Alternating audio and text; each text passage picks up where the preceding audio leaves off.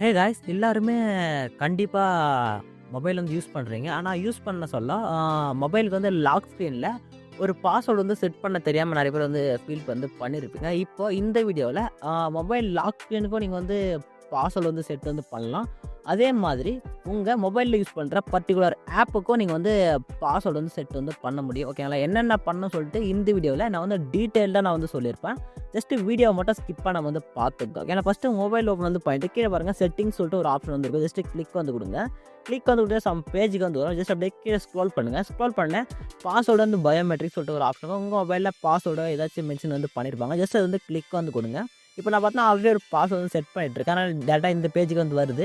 மேலே பாருங்கள் log in password சொல்கிற ஆப்ஷன் ஜஸ்ட் அதை கிளிக் பண்ணிங்கன்னா நீங்கள் வந்து என்ன பாஸ்வேர்டு வந்து டைப் பண்ண போடலாம் செட் பண்ணு கேட்கும். ஜஸ்ட் அதை கிளிக் பண்ணி நீங்கள் என்ன பாஸ்வேர்டு டைப் பண்ணுவோம் ஒரு 2 டைம்ஸ் டைப் பண்ணின்னு டிக் கொடுத்தீங்கன்னா ஆட்டோமேட்டிக்காக பாஸ்வேர்டு செட் வந்தாரு. இல்லை நீங்கள் அகைன் நீங்கள் ஃபிங்கர் பிரிண்ட் ஃபேஸ் லாக்லாம் செட் பண்ணுறது கீழே ஆப்ஷன் வந்து கொடுக்கும் பயோமெட்ரிக்கில். ஜஸ்ட் நீங்கள் வந்து அது வந்து செட் வந்து பண்ணலாம். எல்லாம் செட் பண்ணி முடிச்சாச்சு. இப்போ நான் வந்து ஆப்புக்கும் சேம் அதே ஆப் வந்து பாஸ்வேர்டு வந்து செட் பண்ணால் கீழே பாருங்க ஆப் லாக் சொல்கிற ஒரு ஆப்ஷன் வந்து கொடுத்துருப்பாங்க. இல்லை இங்கே இல்லைனா பேக் வந்துட்டு மேலே சர்ச் ஆகான கிளிக் பண்ணி ஆப் லாக் சர்ச் வந்து கொடுங்க.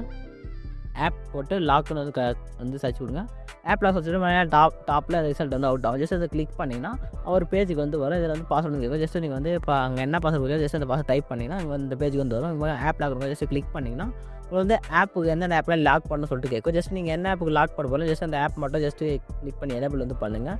எனேபிள் பண்ணால் இது மாதிரி வந்து அது வந்து எனேபிள் வந்து ஆகிடும். நெக்ஸ்ட் நீங்கள் அகைன் அந்த ஆப்பு போய் எனேபிள் பண்ணிட்டு பேக் வந்துட்டு அந்த ஆப்பை கிளிக் பண்ண சொல்ல உங்களுக்கு பார்த்தா எப்படி சொல்கிறது, இப்போ வந்து நான் வந்து ஏர்டெல் ஆப் சூஸ் பண்ணேன். இப்போ ஏர்டெல் ஆப் ஜஸ்ட்டு கிளிக் பண்ண சொல்ல இதுமாதிரி வந்து பயோமெட்ரிக்கில் பாஸ்வேர்டு வந்து கேட்கும்.